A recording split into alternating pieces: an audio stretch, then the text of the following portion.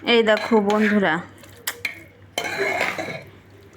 রান্না করতে চাইলাম একরকম, হয়ে গেল আরেক রকম। রান্না করতে চাইলাম ঝরঝরা ভাত মুগ ডাল দিয়ে আর মাসকলার ডাল দিয়ে আর আলু দিয়ে, আর দুই একটা বাদাম দিয়েছি, কিন্তু হয়ে গেছে খিচুড়ি।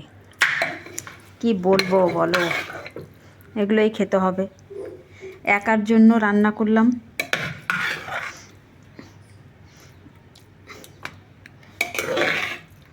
আর এই দেখো হয়ে গেল খিচুড়ি। যা খেতে চাইলাম সেটা তো হলো না, খিচুড়ি হয়ে গেল। কিচ্ছু করার নেই, আজকে এটাই খেতে হবে। পাঁপড়ও ভাজিনি, যার জন্য যে ঝরঝরা ভাত খাবো, পাঁপড় লাগবে না, কিছু লাগবে না। দেখো এখন এই যে পুজো করেছিলাম প্রসাদ, এটাই খাবো।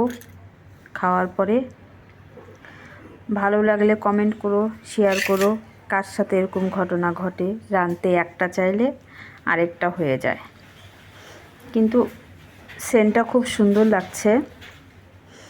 এখন জানি না খেতে কেমন হবে। আসো, কে কে খাবে চলে এসো, কমেন্টে বলো কার খেতে ভালো লাগে।